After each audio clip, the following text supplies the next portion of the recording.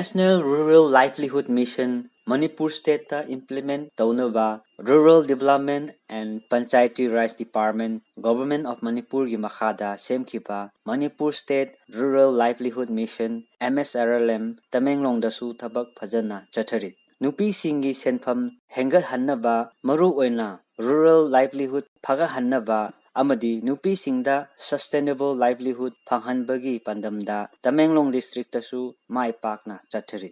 MSRLM asina ground level da phau yoduna kungang athapada leba nupi singdasu sinpham kaya pibiri Tamenglong district ki oina self help groups SCGs masing 600 henna form tawba ngamkre aduga village level federation 51 form tawkre Hairiba SCG sing sina startup fund amadi revolving fund dagi makhoigi sen sauthoknaba honari BK Kabipalong district coordinator skills Tamenglong na phongdokhibada Tamenglong district ki oina vulnerability reduction fund BRF 1,50,000 asi BLF tara henbada pithokre BLF tara henbanasu startup fund phangkre aduga SCG school marina bank dagi 36 lakhs muki loan lauduna thabak tauri haiki district coordinator aduna hauzik staff watpa amadi Chingi district oibana lambi thong phattaba asina awaba kharadi mayoknari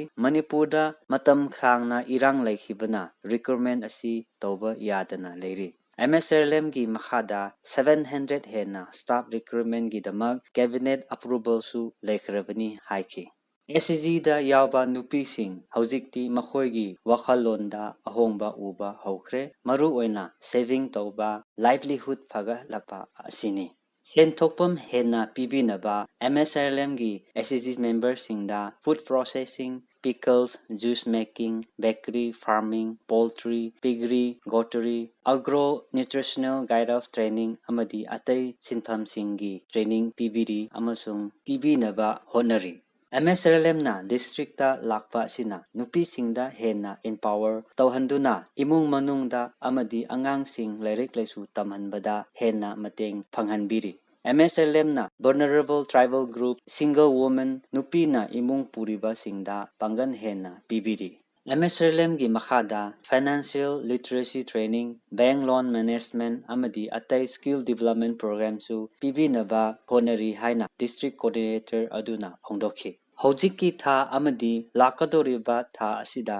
Pradhan Mantri Formalization of Micro Food Processing Enterprise PMFME Entrepreneurship Development Program EDP Skill Development Program SDP gi training chathaningai thorang tauri mayam asi SCG member singda sustainable entrepreneur ohanabani haiki Angjinba yai Manipurda MSRLM na mission pukning sengna tabak tawbana maram oiduna meyamna thajaba hengalakli amasung government nasu khwaidagi thajaba department ama oiri maram aduna government gi livelihood scheme ayamba MSRLM gi makhada thabak tawhanbagi khudong chaba asi piba yana leiri MSRLM gi makhada SCG singna thabak tawribagi maramda Tamenglong district headquarter da community facilitator oina thabak suribi aning espanmaina asumna phongdokhi SCG's members singda loan karamna laugani karamna singani haiba awareness pibibana loan laukhiba singna laina singba ngamle aduga bank singna su loan laubada nungsa thiba laitana pibiri Loan lauhiba SCG singna gardening, animal husbandry, poultry, piggery, weaving, bakery, semduna sen chauthok hanari. Nupi sing phauba hands-on training pibiduna senthok lambi pibire. Masina nupi singge livelihood ta asauba thaudang laubagi mami uba haurakle.